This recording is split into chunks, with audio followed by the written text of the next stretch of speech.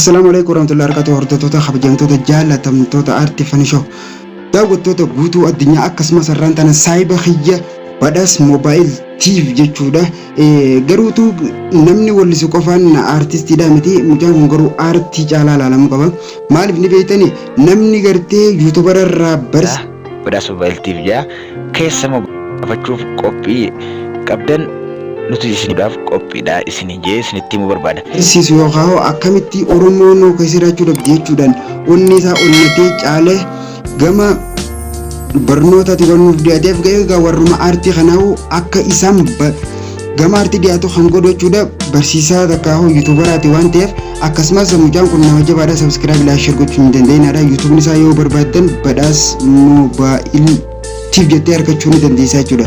Maaliif ni beektan mucaan kun wallahi nama cimaadha.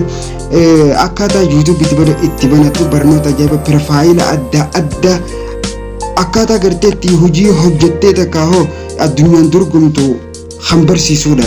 Maaliif please subscribe like share gochuu hin dagatinaan isinin jaa.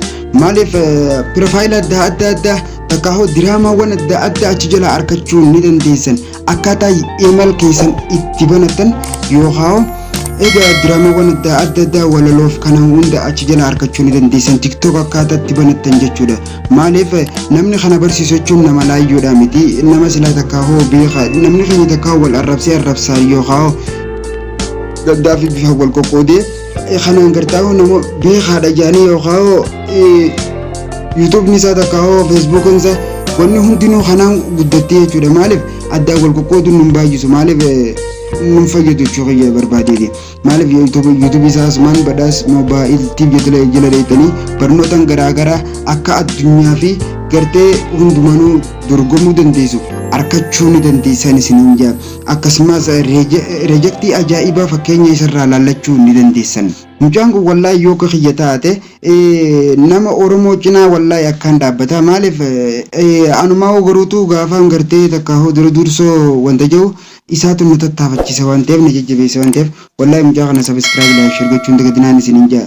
Maaliif guddisaa wal guddisuun teenya gartee afaan keenya aadaa teenya eenyummaa teenya diinatti agarsiisuudha ta'e waan ta'eef gandummaa yookaan gosummaa lagaa fi kana wal qoqqooduun nu barbaachisuun isiniin jaa.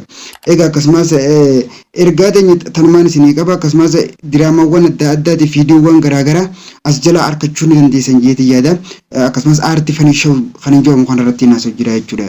Maalis baadee laayif yeroo jala deeytanii malee diraamaa adda addaa kan nama kofalchiisu argachuu ni dandeessan. Akkasumas afraan fanishaw jala deeytanii argachuu ni dandeessan. Akkasumas diraamaa afaan Oromoo kan adda addaa yoo argachuu barbaadan badhaas moobaayil tiivii aartii fanishaw jalatti argachuu ni dandeessaniin isiniin jaa Oromooti. Egaa argaan teenya asumaan gama xumuraaf golobbiitti geessee jirte waan taateef rabbii isiniif haa ta'uun isiniin jaa.